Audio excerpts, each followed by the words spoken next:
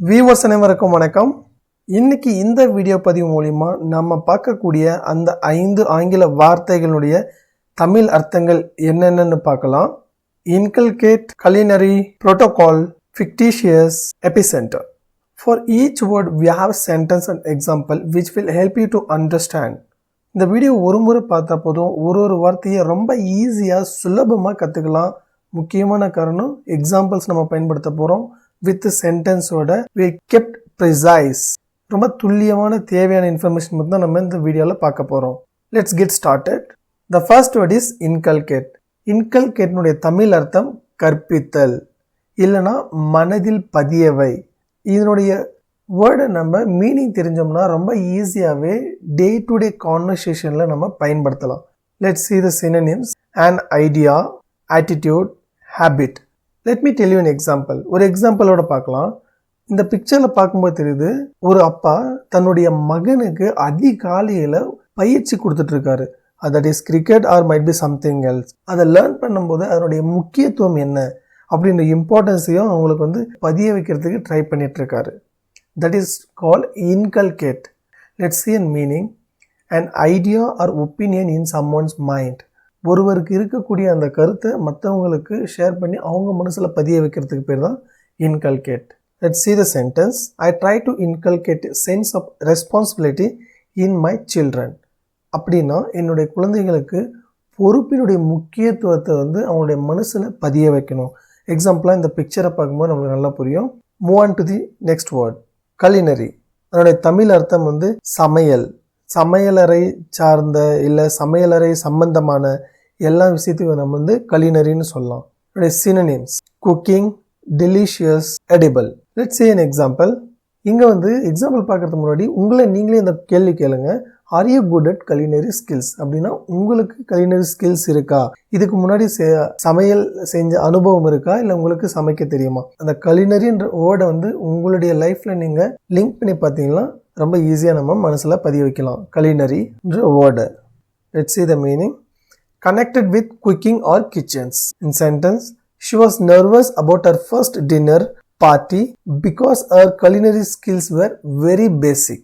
So ஒருவருக்கு என்னென்னா first அந்த டின்னர் பார்ட்டியில் அவங்களுக்கு ரொம்ப நர்வஸாக இருந்திருக்கு. ஏன்னா அவங்களுடைய culinary ஸ்கில்ஸ் ரொம்ப பேசிக்காக இருந்திருக்கு. அப்படின்னா அப்போ தான் அவங்க சமைக்க கற்றுக்கிட்டு இருக்காங்க. Starting stage. அதனால அவங்களுக்கு அந்த பதட்டம். That is called nervous. Let's move on to the next word. Protocol. அதனுடைய தமிழ் அர்த்தம் நெறிமுறை. Every one must learn this word. Meaning இது எங்கே பயன்படுத்துறதை கண்டிப்பாக எல்லாரும் தெரிஞ்சிருக்கணும். Let's see the synonyms. Procedures செயல்முறை, அக்ரிமெண்ட் ஒப்பந்தம். இடத்துக்கு தகுந்த மாதிரி இந்த வேர்டும் யூஸ் பண்ணலாம். Similar meanings. Protocol current example இன்னைக்கு ப்ரெசன்ட் சினாரியோவில் கோவிட் சுச்சுவேஷன். இப்போ இந்த கோவிட் இந்த கொரோனான்றது ரொம்ப வேகமாகவே ஸ்ப்ரெட் ஆகிட்டுருக்கு. இப்போ கவர்மெண்ட் சொன்ன ப்ரோட்டோகால் அப்படின்னா செயல்முறை. அவங்க கொடுத்துருக்கிறதையெல்லாம் நம்ம ஃபாலோ பண்ணணும். இன்ஸ்ட்ரக்ஷன். அந்த விதிகளின்படி நம்ம நடக்கணும். சோசியல் டிஸ்டன்சிங் மெயின்டைன் பண்ணணும். அன்னெசரியாக வெளியே வரக்கூடாது. மாஸ்க் போட்டுட்டு தான் வெளியே வரணும். ஸோ இந்த மாதிரி நிறைய ப்ரோட்டோகால் இருக்குது. அதை தான் நிறைய விதிமுறைகள் அது மாதிரியே நம்ம சொல்லலாம். Let's see the meaning.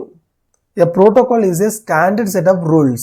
எக்ஸாம்பிளாக இங்கிலீஷ் லாங்குவேஜ் கூட சொல்லலாம். there is a procedure to communicate. So verb எங்கே யூஸ் பண்ணணும், நவுன் எங்கே யூஸ் பண்ணணும், இதெல்லாம் ஸ்டெப் பை ஸ்டெப்பாக நம்ம செட் ஆஃப் ரூல்ஸ்னுடைய முறையில் தான் நம்ம பேசணும், பயன்படுத்தணும். Let's see the sentence. People must follow the COVID protocol which was announced by the government.